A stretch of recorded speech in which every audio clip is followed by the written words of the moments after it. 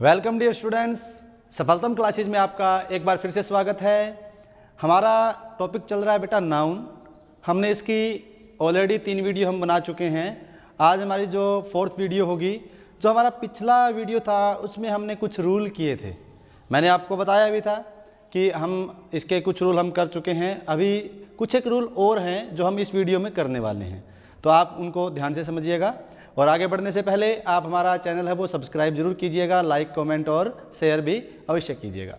चलो स्टार्ट करते हैं। देखिए रूल नंबर 6 हमने ऑलरेडी 5 रूल है वो कर चुके हैं हम।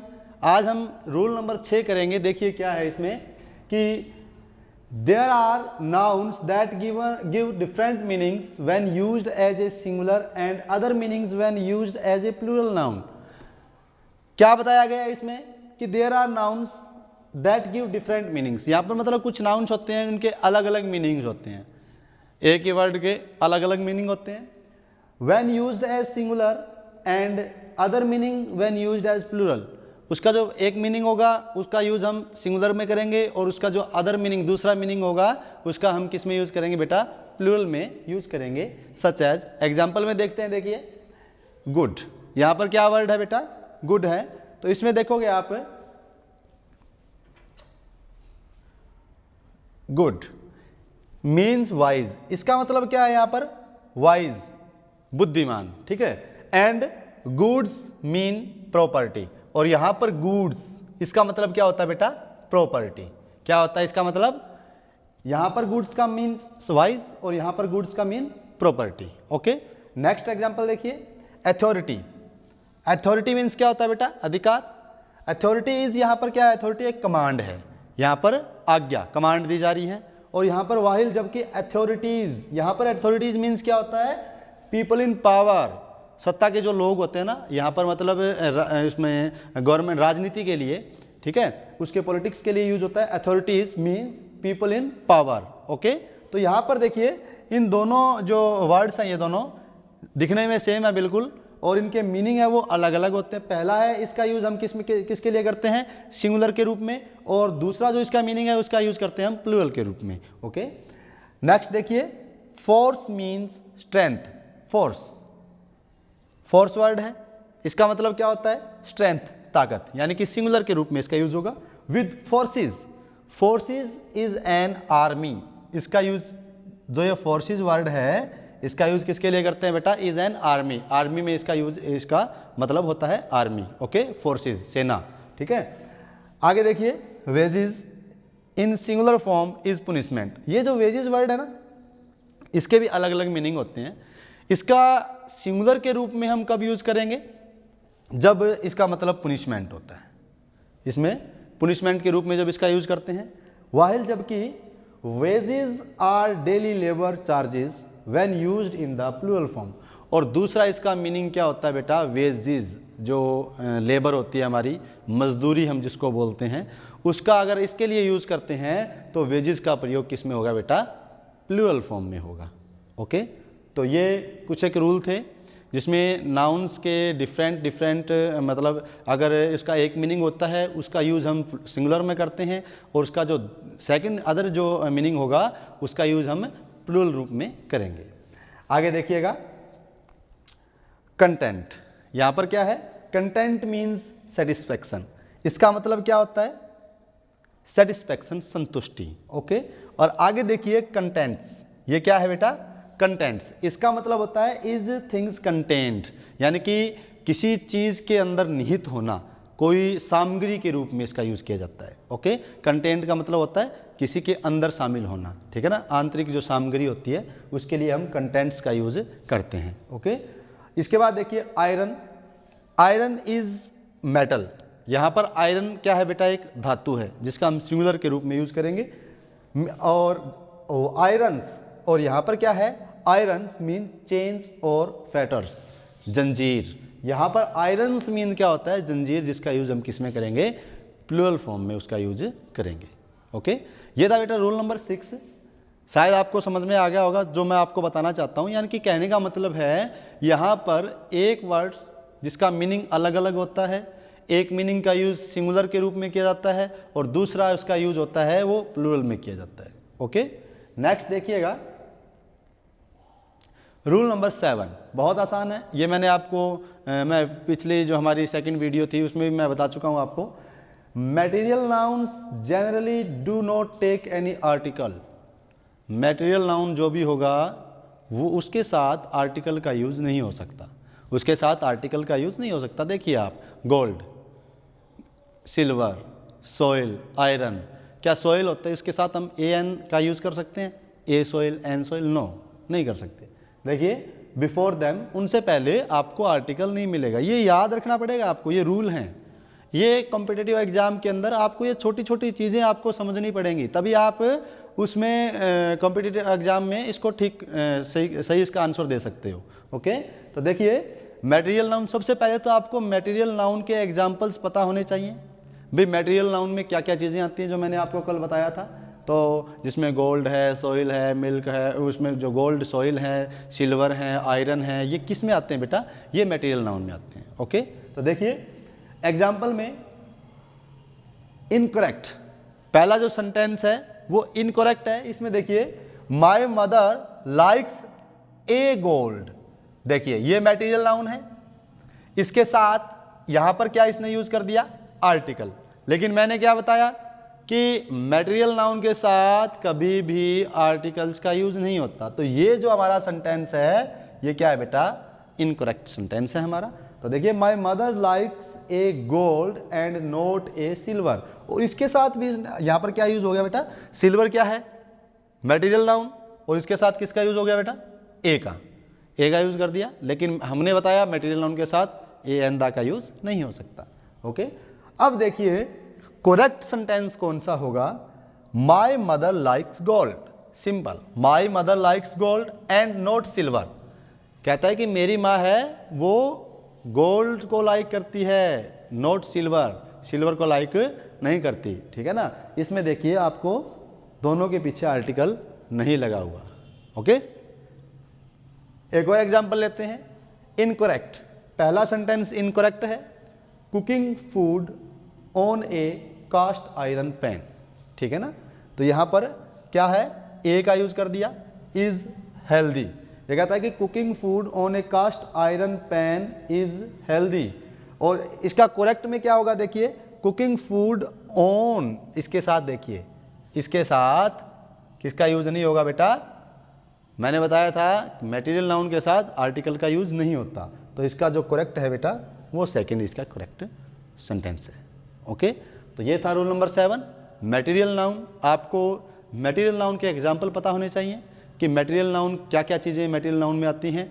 अगर वो आपको याद है तो सेंटेंस में आप कभी भी गलती नहीं कर पाओगे। ओके, नेक्स्ट देखिए, रूल नंबर 8 बहुत ही इंपॉर्टेंट है, ध्यान से सुनिएगा, देखिएगा इसको। To personify a neuter gender noun, किसी भी न्यूटर जेंडर नाउन को पर्सोनिफाई करने के लिए व्यक्त करते हैं, we use masculine gender to personify the strength और पावर। यहाँ पर जो मैस्कुलाइन जो जेंडर है होता है ना बेटा, उसका यूज किसके लिए किया जाता है? स्ट्रेंथ और पावर के लिए, शक्ति के लिए, ताकत के लिए उसका यूज किया जाता है। ठीक है ना? मैस्कुलाइन जो जेंडर होता है। एंड जो feminine gender to personify beauty and grace, और जो फेमिनाइन जो जेंडर होता है उसका यूज किसके लिए किया जाता है? ब्यूटी के लिए, सुंदरता के लिए और ग्रेस के लिए किया जाता है। ओके, तो ये समझ में आया। एग्जाम्पल में देखिए कि the moon was shining on the sea with all his might, कि जो चंद्रमा था वो चमक रहा था अपनी पूरी ताकत के साथ ऑन द सी, समुद्र पर। समझ रहे हो ना कि चंद्रमा है वो पूरी ताकत के साथ चमक रहा था, चमकीला। यहां पर चंद्रमा क्या है बेटा? यहां पर मून क्या है? मून हम देखो, हम कहते हैं ना चांद सा मुखड़ा, किसके लिए यूज करते हैं? ब्यूटी के लिए। ठीक है ना? किसके लिए यूज करते हैं बेटा? ब्यूटी के लिए, सुंदरता के लिए इसका यूज करते हैं। तो यहाँ पर मून जो है ब्यूटी के लिए यूज हो रहा है। तो हमने क्या बोला कि feminine gender to personify beauty and grace, तो यहाँ पर मून क्या है? फेमिनाइन जेंडर, स्त्रीलिंग है। ओके, और इसका यूज किसके लिए हो रहा है? ब्यूटी के लिए, साइनिंग। ओके, नेक्स्ट देखिए, इट इज़ आवर ड्यूटी, यह हमारी ड्यूटी है, टू प्रोटेक्ट मदर अर्थ, कि हमारी मदर अर्थ को सुरक्षा करना, उसकी सुरक्षा करना हमारी ड्यूटी है। तो यहाँ पर प्रोटेक्ट किसके लिए होता है बेटा? स्ट्रेंथ के लिए, ताकत के लिए, ठीक है ना। तो यहाँ पर वैसे तो देखें मदर अर्थ की मतलब उसकी हमें क्या करते हैं, हम उसकी रक्षा, उसकी सुरक्षा करनी है। मदर अर्थ है वो तो क्या है बेटा? फेमिनाइन जेंडर है, और उसकी रक्षा करना, उसके बचाने, उसकी सुरक्षा करना, वो क्या होता है बेटा? Masculine gender. ओके, तो ये आपको समझ में आया कि मैस्कुलाइन जेंडर का यूज़ ज़्यादातर स्ट्रेंथ और पावर के लिए, और फेमिनाइन जेंडर का यूज़ ब्यूटी और ग्रेस के लिए किया जाता है। ओके, नेक्स्ट रूल देखिएगा, रूल नंबर 9 कि द वर्क ऑफ आर्ट, कला का जो भी काम है, द टाइटल ऑफ बुक्स, किसी भी बुक का टाइटल है, even if they sound plural, अगर उनका साउंड प्लूरल आता है, आर ऑलवेज कंसिडर्ड सिंगुलर, वो हमेशा किस में कंसिडर्ड होते हैं बेटा? सिंगुलर रूप में वो होते हैं। ओके, कहने का मतलब है जो भी आर्ट के कोई भी काम हैं या किसी भी बुक का टाइटल है, उनका अगर वो साउंड उनकी प्लूरल है, साउंड से हमें कोई मतलब नहीं है, साउंड प्लूरल आए, लेकिन हमें पता होना चाहिए कि ये किसी बुक का टाइटल है या वर्क ऑफ आर्ट है। अगर पता होगा तो हम सीधा समझ जाएंगे कि ये इसका सिंगुलर के रूप में हम यूज़ करेंगे। एग्जाम्पल में देखिएगा,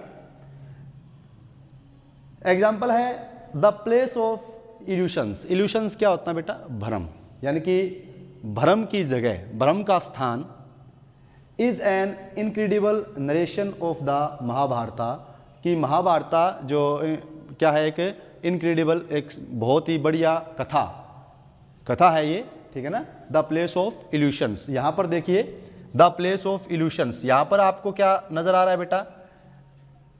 एस नजर आ रहा है ना लास्ट में इल्यूशंस के पीछे, तो इसकी साउंड क्या है बेटा? प्लूरल साउंड है, लेकिन इसके बाद यूज किसका हुआ है?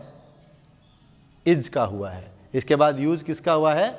इज का हुआ है। ये किसी बुक मतलब टाइटल है, ये क्या है? टाइटल। ओके, इसी प्रकार देखिए द गेम ऑफ थ्रोन्स, ये देखिए आप यहाँ पर SCIS लगा हुआ है, साउंड क्या है?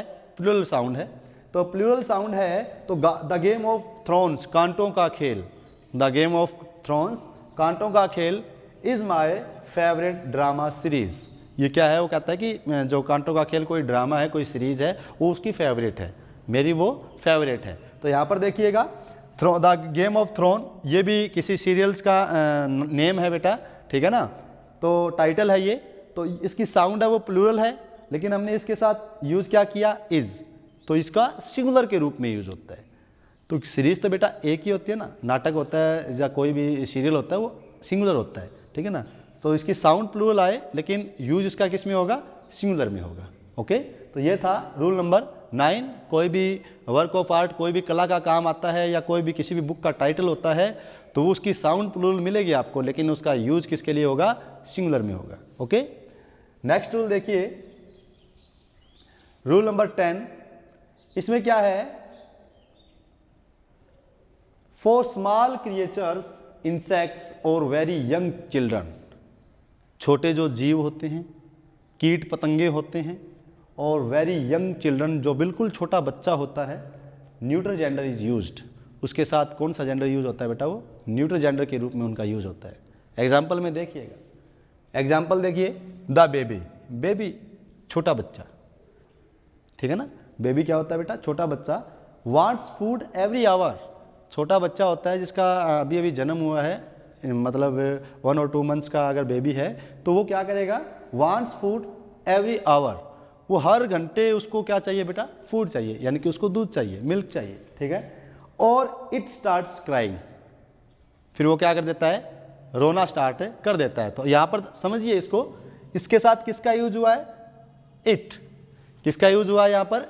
इट का यूज हुआ है। तो आपको पता होना चाहिए इट का यूज किसके लिए किया जाता है? न्यूट्रल के लिए, न्यूट्रल जेंडर के लिए हम इसका यूज करते हैं। तो यहाँ पर जो बेबी है उसका किस में यूज हुआ है बेटा? न्यूट्रल जेंडर में उसका यूज हुआ है।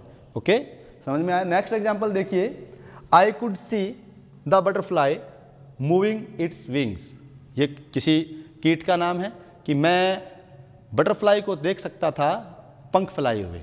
ओके, तो यहाँ पर बटरफ्लाई एक इंसेक्ट है और इसका यूज किसके लिए होता है बेटा, न्यूट्रल जेंडर के लिए इट्स का यूज हुआ है। आपको पता है इट का यूज कहाँ पे होता है, ओके ना। इसके बाद देखिएगा इसका रूल नंबर 10 का बी पार्ट है, collective nouns are used as neutral gender even if they are used to refer to living being. Mean जो कलेक्टिव नाउन होता है उसका यूज किसके लिए किया जाता है बेटा, न्यूट्रल जेंडर में उसका यूज किया जाता है। If they are use to refer to living beings, अगर वो लिविंग बींग्स यानी कि जो निर्जीव जो चीज़ें होती है लिविंग बींग्स उनको रेफर कर रहे हैं, उसके बारे में बता रहे हैं। तो देखिएगा एग्जाम्पल में, देखिएगा आप एग्जाम्पल में क्या कहता है कि द टीम, यहाँ पर क्या है टीम, कौन सा नाउन है बेटा, collective noun. Team words, team यानी कि ग्रुप, एक जो टीम में प्लेयर्स होते हैं, खिलाड़ी होते हैं, खिलाड़ियों का एक ग्रुप होता है उसको हम टीम बोलते हैं, ठीक है। तो the team gave it's best performance. अब देखिए the team gave it's best performance, team ने अपनी क्या दी बेटा, बेस्ट परफॉर्मेंस दी, ठीक है ना। तो यहाँ पर टीम किसकी होती है बेटा, प्लेयर्स होते हैं, उसमें खिलाड़ी होते हैं, जानवर नहीं खेलते, इंसान ही खेलते हैं, वो सारे के सारे क्या है लिविंग बींग्स हैं। लेकिन उसके लिए यूज किसका हुआ है, न्यूट्रल का, इट्स का यूज किया है हमने, ओके।